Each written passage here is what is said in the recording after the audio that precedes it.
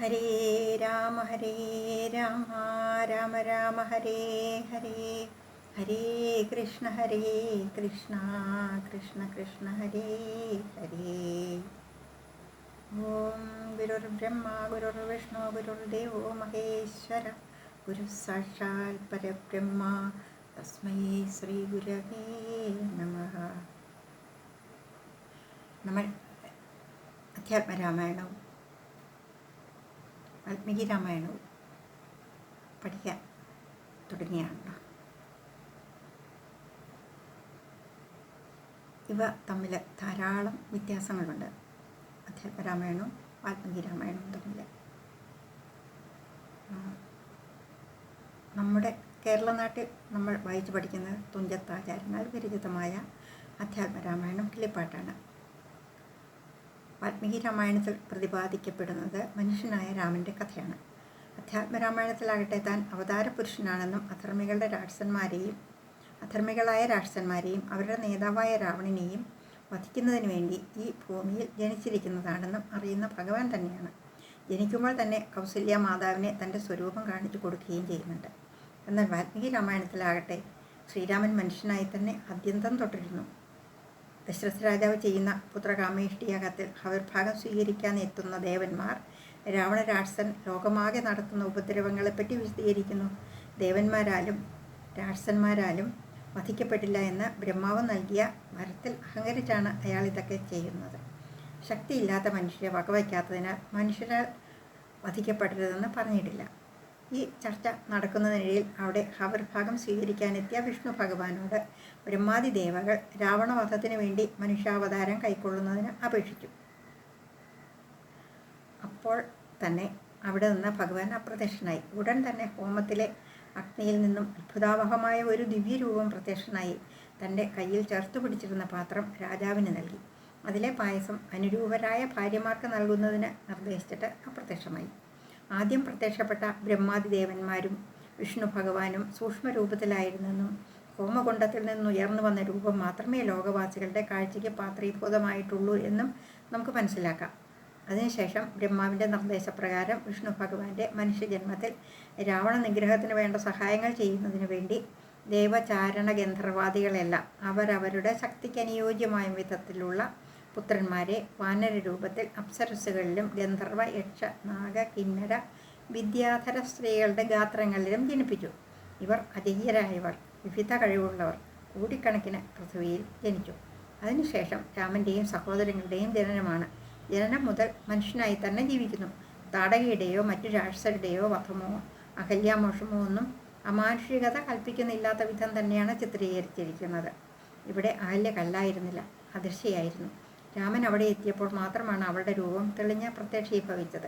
രാമലക്ഷ്മണന്മാർ അഹല്യയുടെ കാൽ പിടിച്ചു വന്നിച്ചു എന്ന് പറയുന്നു. അഹല്യയാകട്ടെ അർഘ്യപാദ്യാദികൾ കൊണ്ട് അതിഥി സൽക്കാരം ചെയ്തു.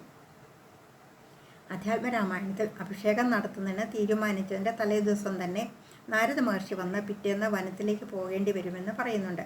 വാൽമീകിയുടെ രാമനാകട്ടെ തലേ ദിവസം വ്രതമൊക്കെ എടുത്ത് അഭിഷേക ചടങ്ങിന് വേണ്ടി ഒരുങ്ങിയപ്പോഴാണ് പിതാവ് വിളിക്കുന്നതും 14 വർഷത്തെ വനവാസത്തിന് നിയോഗിക്കപ്പെട്ടെന്നറിയുന്നത്. പിതാവിൻ്റെ ധർമ്മപരിപാലനത്തിന് വനത്തിലേക്ക് പോകുന്നതിന് നേരെ തിരിയുകയാണ് രാമൻ ചെയ്തത്. ലക്ഷ്മണനോ സീതയോ കൂടെ വരുമെന്ന് രാമൻ അറിയില്ല. രാമൻ എന്ന ഉത്തമ പുരുഷനെ നമുക്കിവിടെ കാണാം. അതുപോലെ തന്നെയാണ് സീതാദേവിയെ രാവണൻ തട്ടിക്കൊണ്ടുപോകുന്നതും. വാൽമീകി രാമായണത്തിൽ യഥാർത്ഥ സീതയെ തന്നെ രാവണൻ കൊണ്ടുപോകുമ്പോൾ അധ്യാത്മരാമായണത്തിൽ മായാസീതയെയാണ് രാവണൻ കൊണ്ടുപോകുന്നത്. ഇവിടെ രാമനും സീതയും കൂടി ഒരു നാടകം കളിക്കുന്നത് പോലെ നമുക്ക് അനുഭവപ്പെടും. ആ വേദനയുടെ പാരമ്യം നമുക്ക് അംഗീകരിക്കാനാവില്ല. വാൽമീകി രാമായണത്തിൽ സീതയെ കാണാതായത് മുതൽ ശ്രീരാമൻ സ്വയം നിയന്ത്രിക്കാനാവാത്ത വിധം കോപതാപങ്ങളിൽ അകപ്പെടുന്നു. സീതയ്ക്ക് എന്തു സംഭവിച്ചെന്ന് ഓർമ്മിച്ച് വിങ്ങിപ്പൊട്ടുന്ന രാമനെ ലക്ഷ്മണൻ വളരെ കഷ്ടപ്പെട്ടാണ് അനുനയിപ്പിക്കുന്നത്. അവസാനം താൻ വിഷ്ണുവിൻ്റെ അവതാരമാണെന്ന് രാമൻ മനസ്സിലാക്കുന്നത് എപ്പോഴാണെന്നോ? രാവണവധത്തിന് ശേഷം ലങ്കയിൽ നിന്നും സീതാദേവി ഭർത്തൃസവിധത്തിലേക്ക് ആനയിക്കപ്പെടുന്നു.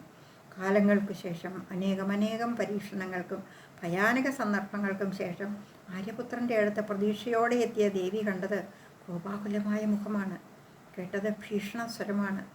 രാമൻ പറഞ്ഞു, എനിക്കും എൻ്റെ കുലത്തിനുമുണ്ടായ അപമാനം തീർക്കുന്നതിനായാണ് ഞാൻ യുദ്ധം ചെയ്തത്. ഹനുമാൻ്റെയും സുഗ്രീവൻ്റെയും വിഭീഷണൻ്റെയും സഹായത്താൽ എനിക്ക് സാധിച്ചു. അത് നിന്നെ നേടാനായിരുന്നില്ല. ഇത്രയും സുന്ദരിയായ നിന്നെ രാവണൻ വെറുതെ കണ്ടുകൊണ്ടിരുന്നുവെന്ന് ഞാൻ കരുതുന്നില്ല. നിനക്കിഷ്ടമുള്ളിടത്ത് പോകാം. ഭരതൻ്റെയോ ലക്ഷ്മണൻ്റെയോ സുഗ്രീവൻ്റെയോ വിഭീഷണൻ്റെയോ ആരുടെ കൂടെ വേണമെങ്കിലും പോയിക്കൊള്ളൂ.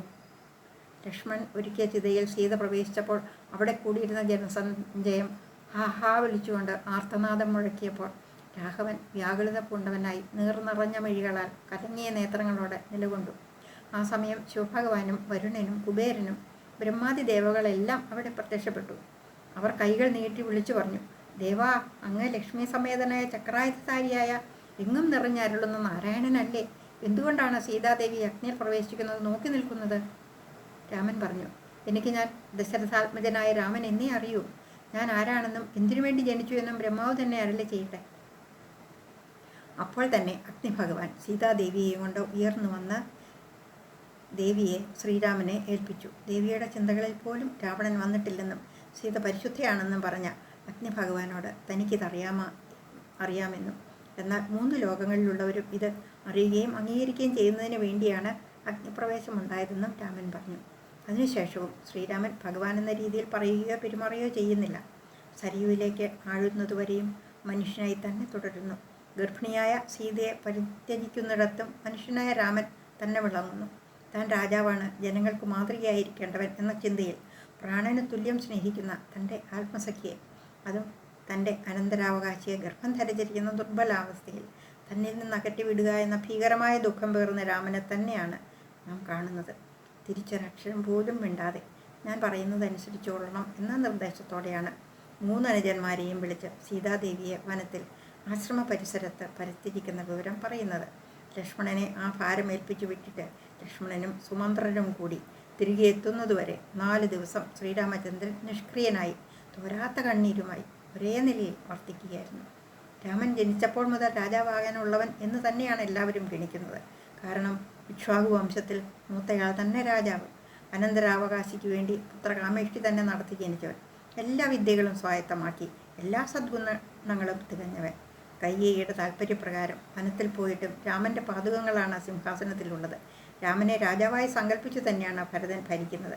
രാമനെ അയോധ്യയിലേക്ക് തിരികെ വിളിക്കുന്നതിന് ഭരതൻ വനത്തിലെത്തിയപ്പോൾ രാജാവിൻ്റെ ധർമ്മത്തെപ്പറ്റിയും ഭരണതലത്തിലെ എല്ലാ കാര്യങ്ങളെപ്പറ്റിയും പറഞ്ഞു കൊടുക്കുന്നത് കണ്ട് അദ്ദേഹം അത് എത്രമാത്രം പഠിച്ചിട്ടുണ്ടെന്നും എത്രമാത്രം ശ്രദ്ധ അതിൽ നൽകുന്നുണ്ടെന്നും മനസ്സിലാകും. സത്യത്തിൽ വനത്തിലും രാമൻ രാജാവിൻ്റെ പണിയാണ് ചെയ്യുന്നത്. ലോകം മുഴുവൻ നാശം വിതയ്ക്കുന്ന രാക്ഷസരെ ഓരോരുത്തരെയും വധിക്കുമ്പോഴും അദ്ദേഹം പ്രജാരക്ഷകനായ രാജാവ് തന്നെ. പ്രജകളെ സ്വന്തം മക്കളെപ്പോലെ സ്നേഹിച്ച് സംരക്ഷിക്കുന്ന രാജാവിന് സ്വന്തം വ്യക്തിപരമായ സ്നേഹം ത്യജിക്കേണ്ടി വരുന്നു. വനവാസത്തിൻ്റെ ആദ്യ നാളുകളിൽ സീതയും ലക്ഷ്മണനും ഒന്നിച്ചുള്ള ഈ ജീവിതം കൊട്ടാരത്തിലേക്കാൾ ഇഷ്ടമായി എന്ന് രാമൻ പറയുന്നുണ്ട്.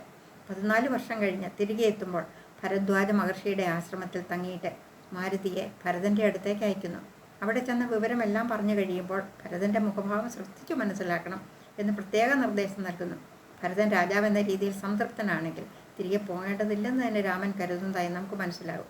പക്ഷേ സർവ്വസുഖങ്ങളും ത്യജിച്ച് പാതുകം വെച്ച് പൂജിച്ച് തന്നെ ഭരണം നടത്തുന്ന ഭരതനെയാണ് നാം കാണുന്നത്. രാജാവെന്ന പദവിയിൽ നിന്നും ഒഴിയാൻ രാമനാവില്ല. ധർമ്മത്തിനു വേണ്ടി സീതയെ നിന്നെ തന്നെയും ലക്ഷ്മണനെ തന്നെയും ഉപേക്ഷിക്കാൻ ഞാൻ തയ്യാറാണ് എന്ന് വനവാസക്കാലത്ത് രാമൻ പറയുന്നുണ്ട്. ദേവിയും അത് ഉൾക്കൊണ്ടിട്ടുണ്ട് എന്നത് ഓരോ സന്ദർഭങ്ങളിലും നമുക്ക് മനസ്സിലാവും. ധർമ്മരക്ഷയ്ക്ക് വേണ്ടി ഭർത്താവ് ചെയ്യുന്നതെല്ലാം കൂടെ നിന്ന് അനുഷ്ഠിക്കാൻ സർവാത്മന തയ്യാറാണ് ആ ധർമ്മപത്നി. ഇതിൽ നിന്നെല്ലാം വ്യത്യസ്തനായ എല്ലാം അറിയാവുന്നവനായ ഭഗവാനെയാണ് അധ്യാത്മ രാമായണത്തിൽ കാണുന്നത്. ഈ 2 രാമായണങ്ങളും തമ്മിലുള്ള വൈജാത്യം ശ്രദ്ധിക്കുമ്പോൾ ഇതെങ്ങനെ വന്നു എന്ന വല്ലാത്തൊരാകാംക്ഷ നമുക്ക് അനുഭവപ്പെടില്ലേ? അപ്പോൾ തേടി നടക്കുമ്പോൾ കാണാം ഈ നാട് മുഴുവൻ രാമൻ്റെ കഥകൾ കൊണ്ട് നിറഞ്ഞിരിക്കുകയാണ്. കമ്പരാമായണം, തുളസീദാസ രാമായണം, രാമചരിതമാനസം, ആനന്ദരാമായണം എന്നു തുടങ്ങി പല നാടുകളിൽ പല പേരുകളിൽ രാമകഥകൾ പ്രചരിച്ചിരിക്കുന്നു. ഭാരതത്തിലല്ലാതെ ചൈനയിലും ജപ്പാനിലും ലാവോസിലും ടിബറ്റിലും മലയായിലും ജാവയിലും തായ്ലൻഡിലും എല്ലാം പല പേരിൽ രാമായണ കഥകളുണ്ട്. ഓരോ സ്ഥലത്തിനും യോജിച്ച അവരുടെ ജീവിത രീതിക്ക് അനുഗുണമാം വിധം രാമനെയും സീതയെയും ഹനുമാനെയും എല്ലാം വരച്ചു ചേർത്ത കഥകളാണിവ. അതും നൂറ്റാണ്ടുകൾക്ക് മുമ്പ് മുതൽ ആഘോഷിക്കപ്പെടുന്ന കഥകൾ. തുഞ്ചത്തെഴുത്തച്ഛൻ തൻ്റെ അധ്യാത്മരാമായണത്തിലും ഇതുതന്നെ പറഞ്ഞിരിക്കുന്നതായി കാണാം. രാമായണത്തിൻ്റെ തുടക്കത്തിൽ തന്നെ ശ്രീരാമായണം പുരാവിരിഞ്ച വിരചിതം 100 കോടി ഗ്രന്ഥമുണ്ടില്ലതു ഭൂമി തന്നിൽ രാമനാമത്തെ ജപിച്ചോരു കാട്ടാളൻ മുന്നം മാമുരിപ്രവരനായി വന്നത് കണ്ടു ധാതാ. ഭൂമിയിലുള്ള ജന്തുക്കൾക്ക് മോക്ഷാർത്ഥമിനി ശ്രീ മഹാരാമായണം ചമയ്ക്കെന്നരുൾ ചെയ്തു. വീണാപാണിയും ഉപദേശിച്ചു രാമായണം. രാമായണം ആദ്യം രചിച്ചത് വിരിഞ്ചനാണ്, ബ്രഹ്മാവ്. പിന്നെ വീണാപാണിയായ നാരദർ വാൽമീകിക്ക് ഉപദേശിച്ചു. വാൽമീകിയുടെ നാവിൽ വാണ ദേവി, ഞാൻ വേദാധികാരി അല്ലെന്നോർത്തുള്ള ലജ്ജയുണ്ടെങ്കിലും എന്നോട് ക്ഷമിക്കണമേ, എൻ്റെ നാവിലും വാണിയിടണേ എന്ന് പ്രാർത്ഥിച്ചാണ് തുഞ്ചത്താചാര്യൻ തൻ്റെ അധ്യാത്മരാമായണം തുടങ്ങുന്നത്. BC 5000 ശ്രീരാമചന്ദ്ര പ്രഭുവിൻ്റെ കാലഘട്ടം എന്ന് ചില പുസ്തകങ്ങളിൽ കണ്ടിട്ടുണ്ട്. BC 1-ാം നൂറ്റാണ്ടാണെന്ന് ചിലരും പറയുന്നു. എന്തായാലും ശ്രീരാമൻ അന്നത്തെ കാലഘട്ടത്തിൽ ജീവിച്ചിരുന്ന വിശിഷ്ടനായ ഒരു ഭരണാധികാരിയായിരുന്നു എന്നനുമാനിക്കാം. അയോധ്യയിലെയും ലങ്കയിലെയും ഒക്കെയുള്ള സമ്പദ് സമൃദ്ധിയും ജനങ്ങളുടെ ഐശ്വര്യപൂർണവും ആർഭാടപൂർവമായ ജീവിതവുമെല്ലാം വാൽമീകി രാമായണത്തിൽ വ്യക്തമായി തന്നെ വിശദീകരിക്കുന്നുണ്ട്. അതുപോലെ തന്നെ അയോധ്യയുടെ വർണ്ണന കണ്ടാൽ ഇപ്പോഴത്തെ നഗരങ്ങൾക്കൊത്ത രീതിയിലാണ് നിർമ്മിച്ചിരുന്നതെന്നും കാണാനാകും. നഗരത്തിൻ്റെ സുരക്ഷാ ക്രമീകരണങ്ങളും രാജാവ്, പുരോഹിതന്മാർ, മന്ത്രിമാർ, സൈന്യാധിപന്മാർ, പടയാളികൾ, കച്ചവടക്കാർ, കൊട്ടാരത്തിലെ ജനകീയമായ രാജ്യസഭ എല്ലാം ഗംഭീരമായി വർണ്ണിക്കപ്പെട്ടിരിക്കുന്നു. അന്ന് അവയെല്ലാം പ്രാബല്യത്തിലുണ്ടായിരുന്നതുകൊണ്ടാണല്ലോ ഇപ്രകാരം വിശദീകരിക്കുന്നതിന് സാധിക്കുന്നത്. അന്ന് വിമാനമൊക്കെ ഉണ്ടായിരുന്നു എന്ന് പറയുന്നത് സങ്കല്പം മാത്രമാണെന്ന് പറഞ്ഞ് ഭാരതീയ ശാസ്ത്രങ്ങളെ പരിഹസിക്കുന്ന ധാരാളം പേരുണ്ടല്ലോ. പക്ഷേ ഒന്ന് ഓർത്തു നോക്കൂ, നമ്മുടെ നാട്ടിൽ TV എന്നൊരു സങ്കല്പം ഒരു 100 വർഷം മുമ്പ് ഉണ്ടായിരുന്നു. ഈ ലോകം മുഴുവൻ എത്താനാവുന്ന കമ്പ്യൂട്ടർ സംവിധാനത്തെക്കുറിച്ച് നമ്മുടെ പൂർവികർ സങ്കല്പിച്ചിരുന്നോ? നിലവിലുള്ള ഒരു കാര്യം മാത്രമേ നമുക്ക് സങ്കല്പിക്കാനും പറയാനും ആവുകയുള്ളൂ. തുഞ്ചത്താചാര്യൻ അദ്ദേഹം കണ്ട അനേകം രാമകഥകളിൽ നിന്നും തിരഞ്ഞെടുത്ത് സ്വീകരിച്ചത് അധ്യാത്മരാമായണമാണെന്ന് കണ്ടല്ലോ. അതെവിടുന്ന് വന്നെന്ന് നോക്കുമ്പോൾ വ്യാസമഹർഷിയാൽ രചിക്കപ്പെട്ട ശ്രീ ബ്രഹ്മാണ്ഡ പുരാണം ഉത്തരഖണ്ഡത്തിലെ അധ്യാത്മരാമായണമാണ് അതിന് അവലംബമായതെന്ന് വരുന്നു. അതിൻ്റെ ഒരു സ്വതന്ത്ര വിവർത്തനമാണ് തുഞ്ചത്തെഴുത്തച്ഛൻ എന്ന ആചാര്യൻ നിർവഹിച്ചിരിക്കുന്നത്. വ്യാസഭഗവാന്റെ അധ്യാത്മരാമായണം തുടങ്ങുന്നത് ശിവഭഗവാനോട് പാർവതീദേവി സംശയ നിവൃത്തി വരുത്തുന്ന രൂപത്തിലാണ്. സീതയെ കാണാതെ ദീനദീനം വിലപിക്കുന്ന ശ്രീരാമൻ ഈശ്വരാവതാരമാണെന്ന് പറയുന്നത് എങ്ങനെയാണ് നമുക്ക് മനസ്സിലാക്കാനാവുക എന്ന ദേവിയുടെ ചോദ്യത്തിന് മറുപടിയായിട്ടാണ് അധ്യാത്മരാമായണം ഉയർക്കൊള്ളുന്നത്. തികച്ചും ഭൗതികമെന്ന് തോന്നിക്കുന്ന വാൽമീകി രാമായണത്തിൽ ഉപഗൂഹനം ചെയ്യപ്പെട്ടിരിക്കുന്ന ആധ്യാത്മിക രഹസ്യങ്ങൾ ഇവിടെ വെളിവാക്കപ്പെടുന്നു. ശ്രീരാമൻ ഒരു സാധാരണക്കാരനല്ല.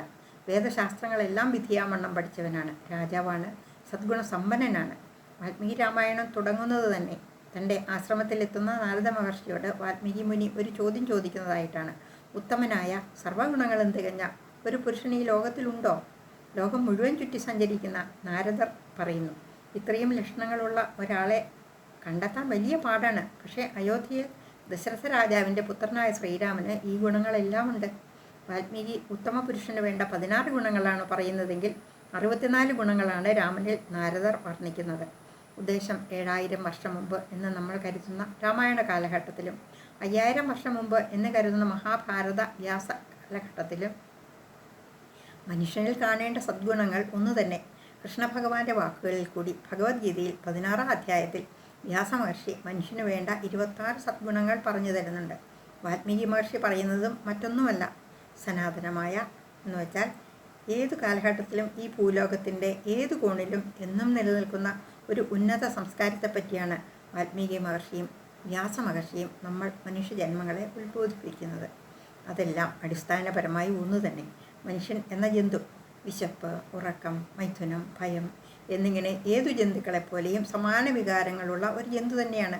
പക്ഷേ അവനിൽ പ്രത്യേകമായി ഭഗവാൻ സന്നിവേശിപ്പിച്ചിട്ടുള്ള ബുദ്ധി വിവേകമായി ഉയർത്തി തന്നിൽ വിളങ്ങുന്ന തത്വം എന്നത്, തൻ്റെ അടിസ്ഥാനപരമായ ഉണ്മ എന്നത് ഇവിടെ മുഴുവൻ നിറഞ്ഞു നിൽക്കുന്ന സൃഷ്ടാവിൽ നിന്നും ആ പരമാത്മശക്തിയിൽ നിന്നും ഉയർക്കൊണ്ടതാണെന്ന പരമാർത്ഥം ഉൾക്കൊള്ളാനുള്ള കഴിവാണ്. തൻ്റെ ചുറ്റുമുള്ള സകല പ്രാണികളിലും ഇതേ ഈശ്വരീയ തത്വം ശക്തിവിശേഷം തന്നെയാണ് പരിലസിക്കുന്നതെന്ന് എന്നവൻ മനസ്സിലാക്കുന്നുവോ അന്ന് അവൻ ഉത്തമ പുണ്യപുരുഷനാകുന്നു. ഈ ഒരവസ്ഥയറിഞ്ഞ മഹാമുനികൾ നമ്മൾ സാധാരണക്കാർക്ക് വികാരനിർഭരമായ കഥകളിൽ കൂടി നമുക്ക് പറഞ്ഞു തരുന്നു. കേൾക്കേണ്ടവർക്ക് കേൾക്കാം, അല്ലാത്തവർക്ക് തള്ളിക്കളയാം. വേദവ്യാസമുനിയുടെ കാലത്തും രാമചന്ദ്രപ്രഭുവിൻ്റെ എല്ലാ കഥകളും വേണ്ടാ കഥകളുമൊക്കെ പ്രചരിച്ചിരുന്നിരിക്കാം. രാമനെ വിമർശിക്കുന്നത് കേട്ടാൽ ഏത് ഭക്തനാണ് സഹിക്കുക? അപ്പോൾ വ്യാസമഹർഷി അത് ഭഗവതിയുടെ തന്നെ സംശയ നിവൃത്തിയാക്കി അവതരിപ്പിച്ചതാവാം. ഭക്തി കൂടാതെ ജ്ഞാനാർജനത്തിനാവില്ലെന്ന് തീർച്ചയുണ്ടായിരുന്ന തുഞ്ചത്താചാര്യനും ശ്രീരാമചന്ദ്രപ്രഭുവിനെ അധ്യാത്മരാമായണത്തിലെ രാമനായി ആ കാലഘട്ടത്തിലെ ജനങ്ങൾക്ക് മുന്നിൽ അവതരിപ്പിച്ചു. ഇപ്പോൾ ഈ കാലഘട്ടത്തിൽ ഇവ രണ്ടും വാൽമീകി രാമായണവും അധ്യാത്മരാമായണവും പഠിച്ച് വേണ്ടത് ഗ്രഹിക്കത്തക്ക ബുദ്ധി നമുക്ക് ഏവർക്കുമില്ലേ? അപ്പോൾ അധ്യാത്മരാമായണം ഉമാമഹേശ്വര സംവാദം കേൾക്കാം. കൈലാസാചലേ സൂര്യകോടിശോഭിതേ വിമലാലയേ രത്നപീഠേ സംവിഷ്ടം ധ്യാനനിഷ്ടം ബാലലോചനം മുനിസിദ്ധദേവാതിസേവ്യം നീലലോഹിതം നിജഭർത്താരം വിശ്വേശ്വരം വന്ദിച്ചു വാമോൾ സംഗേ വാഴുന്ന ഭഗവതി സുന്ദരി ഹൈമവതി ചോദിച്ചു ഭക്തിയോടെ. സർവാത്മാവായ നാഥ പരമേശ്വര പോറ്റി, സർവലോകാവാസ സർവേശ്വര മഹേശ്വര, സർവശങ്കര ശരണാഗത ജനപ്രിയ, സർവദേവേശ ജഗന്നായക കാരുണ്യാബ്ധേ. അത്യന്തം രഹസ്യമാം വസ്തുവെന്നിരിക്കലും എത്രയും മഹാനുഭാവന്മാരായുള്ള ജനം ഭക്തിവിശ്വാസ ശുശ്രൂഷാദികൾ കാണുന്തോറും ഭക്തന്മാർക്കുപദേശം ചെയ്തിടുമെന്നു കേൾപ്പൂ. ആകയാൽ ഞാനുണ്ടൊന്നു നിന്തിരുവടി തന്നോടാകാംക്ഷ പരവശചേതസാ ചോദിക്കുന്നു. കാരുണ്യമെന്നെക്കുറിച്ചുണ്ടെങ്കിൽ എനിക്കിപ്പോൾ ശ്രീരാമദേവതത്വമുപദേശിച്ചിടണം. തത്വഭേദങ്ങൾ വിജ്ഞാന വൈരാഗ്യാദി ഭക്തിലക്ഷണം സാഖ്യയോഗ ഭേദാദികളും ക്ഷേത്രോപവാസഫലം യാഗാദി കർമ്മഫലം തീർത്ഥസ്നാനാദിഫലം ദാനധർമാദിഫലം വർണ്ണധർമ്മങ്ങൾ പുനരാശ്രമധർമ്മങ്ങളും എന്നിവയെല്ലാം എന്നോടൊന്നൊഴിയാതെ വണ്ണം നിന്തിരുവടി അരുൾ ചെയ്തു കേട്ടതുമൂലം സന്തോഷമകതാരിലേറ്റവും ഉണ്ടായി വന്നു. ബന്ധമോക്ഷങ്ങളുടെ കാരണം കേൾക്കമൂലം അന്ധത്വം തീർന്നുകൂടി ചേതസി ജഗൽപദേ. ശ്രീരാമദേവൻ തൻ്റെ മാഹാത്മ്യം കേൾപ്പാനുള്ളിൽ പരമാഗ്രഹമുണ്ടു ഞാനതിൻ പാത്രമെങ്കിൽ കാരുണ്യാംബുധേ കനിഞ്ഞരുളി ചെയ്തിടണം. ആരും ഇന്തിരുവടിയൊഴിഞ്ഞില്ലതു ചൊൽവാൻ. ഈശ്വരി കാത്യായനി പാർവതി ഭഗവതി ശാശ്വതനായ പരമേശ്വരനോടി വണ്ണം ചോദ്യം ചെയ്തതു കേട്ടു തെളിഞ്ഞു ദേവൻ ജഗദാദ്യനീശ്വരൻ മന്ദഹാസം പൂണ്ടരുൾ ചെയ്തു. ധന്യേ വല്ലഭേ ഗിരികന്യേ പാർവതി ഭദ്രേ, നിന്നോളം ആർക്കുമില്ല ഭഗവൽ ഭക്തിനാഥേ. ശ്രീരാമദേവതത്വം കേൾക്കണമെന്നു മനതാരിലാകാംക്ഷയുണ്ടായി വന്നതു മഹാഭാഗ്യം. മുന്നമെന്നോടിതാരും ചോദ്യം ചെയ്തില്ല, ഞാനും നിന്നാണി കേൾപ്പിച്ചതില്ലാരെയും ജീവനാഥേ. അത്യന്തം രഹസ്യമായുള്ളൊരു പരമാത്മാ തത്വാർത്ഥമറികയിലാഗ്രഹമുണ്ടായതും ഭക്ത്യതിശയം പുരുഷോത്തമൻ തങ്കലേറ്റം നിത്യവും ചിത്തകാമ്പിൽ വർദ്ധിക്ക തന്നെ മൂലം ശ്രീരാമപാദാംബുജം വന്നിച്ചു സംക്ഷേപിച്ചു സാരമായുള്ള തത്വം ചൊല്ലുവൻ കേട്ടാലും നീ. ശ്രീരാമൻ പരമാത്മാ പരമാനന്ദമൂർത്തി, പുരുഷൻ പ്രകൃതി തൻ കാരണനേകൻ പരൻ, പുരുഷോത്തമൻ ദേവൻ അനന്തനാദിനാഥൻ, ഗുരുകാരുണ്യമൂർത്തി പരമൻ പരബ്രഹ്മം, ജഗതുത്ഭവസ്ഥിതി പ്രളയകർത്താവായ ഭഗവാൻ വിരിഞ്ച നാരായണ ശിവാത്മകൻ, അദ്വേനാദ്യൻ അജനവ്യേനാത്മാ രാമൻ, തത്വാത്മാ സച്ചിന്മയൻ സകളാത്മകനീശൻ, മാനുഷനെന്നു കൽപ്പിച്ചിടുവോരജ്ഞാനികൾ മാനസം മായാതമസംവൃതമാകമൂലം. സീതാരാഘവൻ രാഘവമരുൾ സോനു സംവാദം മോക്ഷസാധനം ചൊൽവന്നാഥേ കേട്ടാലും തെളിഞ്ഞു നീ. എങ്കിലോ മുന്നം ജഗന്നായകൻ രാമദേവൻ പങ്കജവിലോചനൻ പരമാനന്ദമൂർത്തി ദേവകണ്ഠകനായ പങ്ക്തി കണ്ഠനെ കൊന്നു ദേവിയുമനുജനും വാനരപ്പടയുമായി സത്വരമയോധ്യബുക്കഭിഷേകവും ചെയ്തു. സത്താമാത്രാത്മാ സകലേശനവ്യയൻ നാഥൻ മിത്രപുത്രാദികളാം മിത്രവർഗത്താലും അത്യുത്തമന്മാരാം സഹോദര വീരന്മാരാലും കീകസാത്മജാ സുതനാം വിഭീഷണനാലും ലോകേശാത്മജനായ വസിഷ്ഠാദികളാലും സേവ്യനായി സൂര്യകോടി തുല്യ തേജസാ ജഗച്ഛ്രാവ്യമാം ചരിതവും കേട്ടാനന്ദിച്ചു. നിർമ്മലമണിലസൽ കാഞ്ചന സിംഹാസനേ തന്മായാദേവിയായ ജാനകിയോടും കൂടി സാനന്ദമിരുന്നരുളിയിടുന്ന നേരം പരമാനന്ദമൂർത്തി തിരുമുമ്പിലമാറു ഭക്ത്യാ വന്നിച്ചു നിൽക്കുന്നൊരു ഭക്തനാം ജഗൽ പ്രാണനന്ദനൻ തന്നെ തൃക്കൺ പാർത്തു കാരുണ്യമൂർത്തി മന്ദഹാസവും പൂണ്ടു സീതയോടരുൾ ചെയ്തു. സുന്ദരരൂപേ ഹനുമാന നീ കണ്ടായല്ലീ, നിന്നിലുമെന്നിലുമുണ്ടെല്ലാ നേരവും ഇവൻ തന്നുള്ളിൽ അഭേദയായുള്ളൊരു ഭക്തിനാഥേ. ധന്യേ സന്തതം പരമാത്മജ്ഞാനത്തെ ഒഴിഞ്ഞൊന്നിലുമൊരു നേരമാശയുമില്ലയല്ലോ.